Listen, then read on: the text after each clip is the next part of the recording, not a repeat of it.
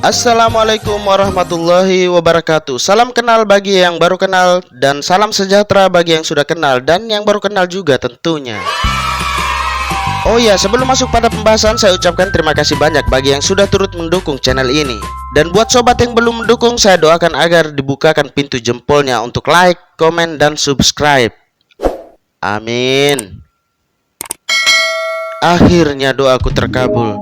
Terima kasih, moga makin sukses dan makin dilipat gandakan rezekinya. Nite yang nanggu semangati. Ho ho. Lidah memang tak bertulang. Istilah ini membuat saya semakin susah tidur. Kenapa juga sesuatu yang semua orang sudah tahu juga harus dikasih tahu lagi? Seperti pinang jatuh tidak jauh dari pohonnya. Terus pinang itu kalau pengen banget untuk jatuh, apakah pinang harus cari pohon yang lain? Atau seperti bermain api terbakar, bermain air basah. Itu sama saja, lebih baik naik ojek daripada naik taksi. Karena kalau naik ojek punya kelebihan tersendiri. Seperti kalau terik siang gak kedinginan, dan kalau hujan gak akan kepanasan. Makin aneh-aneh aja zaman ini. Lidah memang tak bertulang. Namun, apakah lidah juga memang tak berkuas? Biasanya seorang pelukis menggunakan kuas untuk menggambar di atas kanvas.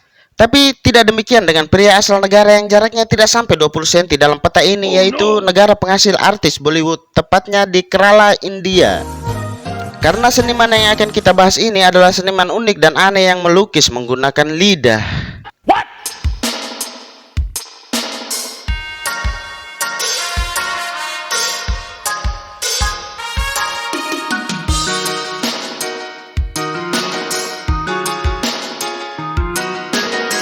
Sebagai salah satu orang yang terjatuh atau terjun bebas ke dunia seni, pria asal India ini tampil beda. Mukanya beda, rambutnya beda, tangannya beda, badannya beda, dan lidahnya juga beda. Pria yang merupakan guru menggambar ini mampu melukis dengan lidahnya. Semua perbedaan tadi berawal dari rasa penasarannya untuk mencoba sesuatu yang lain dari yang lain. Ia pernah mencoba melukis dengan hidungnya, tapi hal tersebut dinilai tidak efisien. Mungkin saja karena hidungnya mancung ke dalam atau pipinya yang terlalu keluar, sehingga agak susah untuk mencapai kanvas. Akhirnya ia pun mencoba melukis menggunakan lidah, dan hal tersebut berlangsung hingga kini. Pria yang berusia 35 tahun dari Kerala, Barat Daya India ini mengganti kuas dengan lidahnya ketika menggarap karyanya. Tentunya teknik ini membuat dia harus meluangkan waktu lebih lama untuk menyelesaikan satu lukisan. Dengan cekatan, ia mampu menghasilkan banyak lukisan dengan cara menjilat cat lukis dari pelat, kemudian menjilat kanvas. Kanvas. Karya-karyanya diakui dan diapresiasi oleh masyarakat. Meski lukisan-lukisannya tergolong fenomenal, tapi pria ini juga pernah mengalami beberapa kendala. Anika atau nama seniman ini sempat menderita sakit kepala akut, nyeri hingga mual karena cat yang mengandung bahan kimia yang harus dijilati tanpa diputar dan dicelupkan.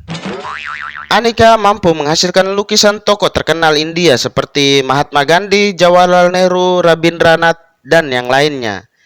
Kini tubuhnya sudah beradaptasi dan ia mampu menyelesaikan lukisan dalam waktu 3-4 hari. Kita semua sudah tahu kecuali seniman ini kalau lidah itu merupakan salah satu dari 5 indera, dan lidah itu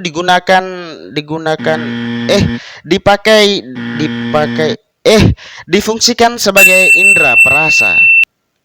Tapi anehnya pria yang pandai menggunakan bahasa India sejak kecil ini tidak memakai lidahnya sebagai indera perasa dan mengganti kuas lukis dengan menggunakan lidahnya. Di antara sobat yang penasaran dengan rasa masing-masing warna kaleng cat, maka bisa langsung untuk menghubungi nomor di WhatsApp ini. Itu adalah nomor saya, biar nanti saya akan bantu untuk tanyakan. Sama om dari keponakan kakek saya yang sepupuan dengan paman dari tante satu suku yang menikah dengan orang tua dari ibu yang punya keponakan dari sepupu 2 kali dan punya kakek tiri yang masih sepupu lain kali dan masih satu negara dengan pelukis ini. Kita hanya sedikit berharap mungkin saja dia bisa jelaskan rasa cat merah, kuning, hijau di langit yang biru, pelukismu agung, siapa gerangan. Maaf sobat, akhirnya jadi ngelantur. Gara-gara banyak dari-darinya agar bisa dianggap ada hubungannya tadi. Padahal saya nggak pernah sombong tidur bareng artis Bollywood malam minggu kemarin. Cuma beda kamar sih. Saya di kamar kos dan mereka Iya di kamarnya lah, masa di kamar kos saya? Emangnya saya suka gonta-ganti istri seperti aktor Bollywood? Kadang saya menjadi aneh, yang mana anak dari Sarukan? Ini, yang ini, atau yang ini? Saya semakin dibuat bingung, anak yang keberapa ini? Yang ini, atau dari istri yang mana ini?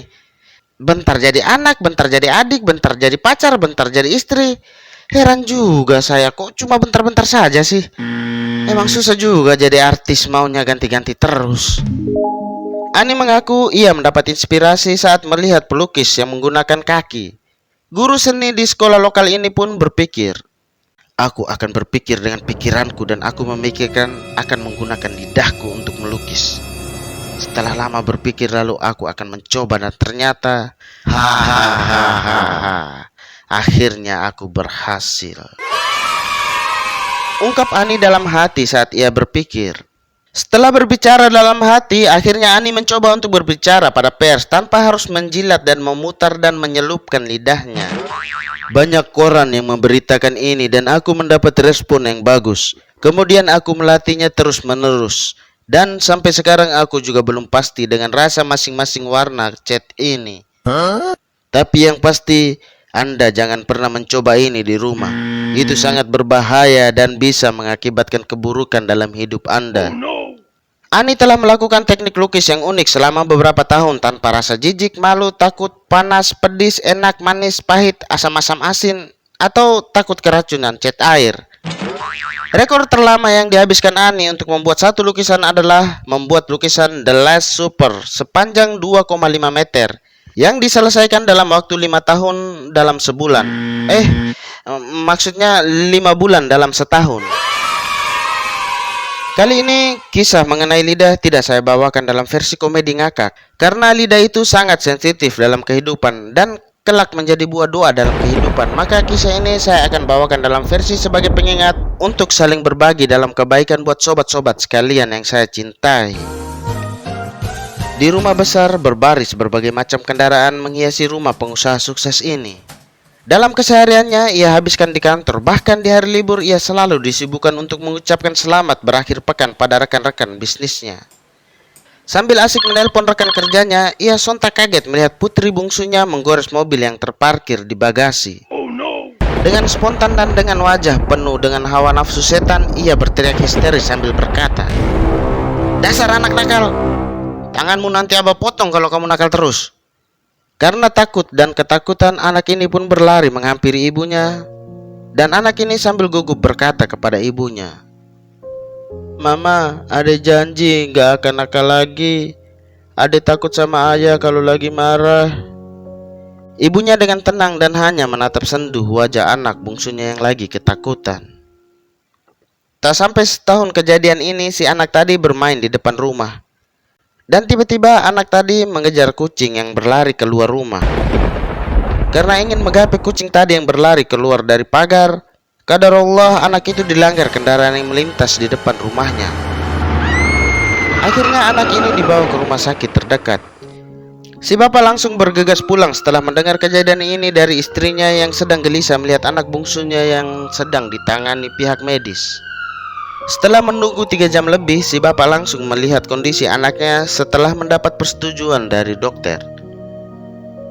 Dengan penuh rasa gelisah, sang ayah menghampiri anaknya yang sedang menangis lemah di atas tempat tidurnya.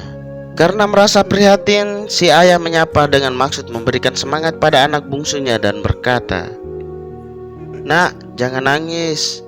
Ada Abah di sini, Nak. Yang penting kamu selamat, Nak." Sambil mencium kening anak bungsunya. Anak itu akhirnya tersenyum pada ayahnya dengan penuh harapan dan berkata, "Adik sekarang sudah tidak nakal lagi, Ayah. Tapi tolong kembalikan tangan adik ya." Ayahnya langsung terjatuh lesu tak berdaya saat melihat tangan anaknya yang sudah diamputasi. Buah dari sebuah kemarahan sekejap yang membawa penyesalan seumur hidup. Rasa sayang itu adalah suatu rasa yang mampu memberikan respon atau tindakan terbaik dalam situasi terburuk. Wassalamualaikum warahmatullahi wabarakatuh.